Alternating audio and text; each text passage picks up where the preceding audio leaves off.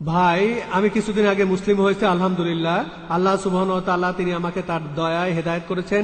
যদি মুসলিম হিসাবে বাঁচতে চান, আপনি যদি মুসলিম হিসাবে বেঁচে থাকতে চান, আর যদি আপনি মুসলিম হিসাবে মরতে চান, তাহলে রাসূলের সুন্নাহগুলো মেনে চলেন আর পবিত্র কোরআন মেনে চলেন। ভাই, আমি বোম্বেতে অল্প কয়েকদিনের জন্য এসেছি। আমি বোম্বেতে অনেক জায়গায় ঘুরেছি, অনেক মসজিদে গিয়েছি।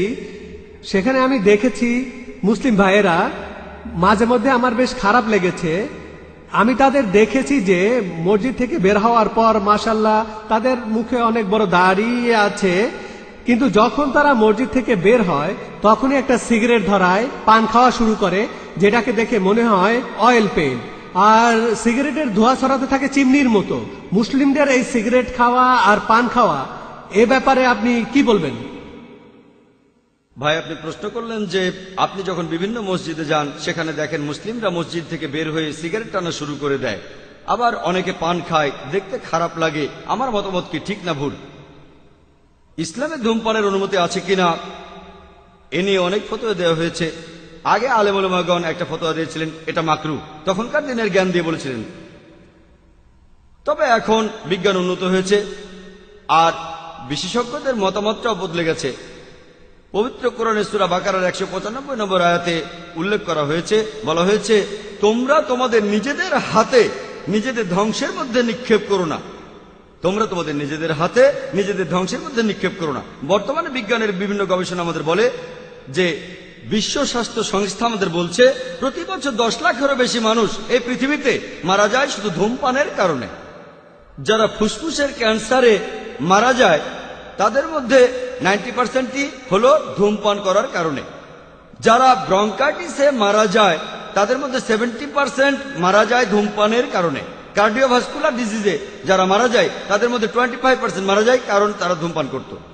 এই ধূমপান হচ্ছে আসলে স্লো পয়জনিং। সিগারেটে থাকে নিকোটিন এবং টার। সিগারেট দেখতে কেমন সেটা বাদ দেন, প্রায় 400 জন বিশেষজ্ঞের নতুন একটা ফতোয়া অনুযায়ী তারা বলেন ধূমপান করা হারাম, কারণ পবিত্র কোরআন বলছে তোমরা তোমাদের নিজেদের হাতে নিজেদের ধ্বংসের মধ্যে ফেলো না। আর এতে শুধু আপনার একার ক্ষতি হবে না, প্রতিবেশীদেরও ক্ষতি হবে। কারণ বিজ্ঞানের বিভিন্ন গবেষণা বলছে যে চেইন স্মোকারদের স্ত্রীদের ফুসফুসের ক্যান্সার হওয়ার সম্ভাবনা বেশি, কারণ প্যাসিভ স্মোকিং আরো বিপজ্জনক। অ্যাক্টিভ স্মোকিং সরাসরি এটাও ক্ষতিকর। প্যাসিভ স্মোকিং মানে কেউ ধোঁয়া ছেড়ে দিল আর অন্য কারো ফুসফুসে সেটা ঢুকে গেল, এটা আরো বিপজ্জনক, আরো বেশি ক্ষতিকর। ধূমপান করলে আপনার ঠোঁট কালো হয়ে যাবে, দাঁত কালো হয়ে যাবে, দাঁতের মাড়ি হয়ে যাবে, হাতের আঙ্গুল কালো হয়ে যাবে, তারপর গলার ক্ষতি হবে, এতে করে পেপটিক আলসার হবে, এছাড়াও হবে কোষ্ঠকাঠিন্য, এতে করে যৌন শক্তি কমে যাবে, আপনার স্বাস্থ্য খারাপ হয়ে যাবে, ক্ষুধা কমে যাবে, আপনার স্মৃতিও কমে যাবে। তাহলে এইসব গবেষণার উপর ভিত্তি করে বর্তমানে ওলামারা 400-এরও বেশি ফতোয়া দিয়েছেন যে ধূমপান করা হচ্ছে হারাম। এছাড়াও সূরা বাকারার 195 নম্বর আয়াতে উল্লেখ করা হয়েছে, বলা হয়েছে যে তোমরা নিজের হাতে তোমাদের ধ্বংসের মধ্যে ফেলে দিও না। তাই এটা আপনাদের ভালো লাগুক বা না লাগুক, ইসলামে এটা অনুমতি নেই। এবারে পান খাওয়ার প্রসঙ্গ নিয়ে বলি। পান খাওয়া, যদি পানের মধ্যে থাকে তামাক, যে কোনো রকমের তামাক, হোক সিগারেট, হোক হুক্কা, হোক চাবানো, এই সবগুলো স্লো পয়জনিং আর হারাম।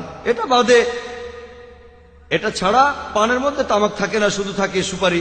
দেখতে হয়তো খারাপ লাগবে, সেটা আলাদা ব্যাপার। তবে ইসলাম এ ব্যাপারে নিষেধ করেনি। এতে স্বাস্থ্যের ক্ষতি হতে পারে, তাই ডাক্তার বলতে পারে আপনারা বেশি পান খাবেন না, এতে আপনার দাঁতের ক্ষতি হতে পারে, মাড়ি নষ্ট হয়ে যেতে পারে, সেটা আলাদা ব্যাপার। তবে ইসলামের কথা বললে যে কোনো ভাবে তামাক নেওয়াটাই নিষিদ্ধ। আশা করি উত্তরটা পেয়েছেন।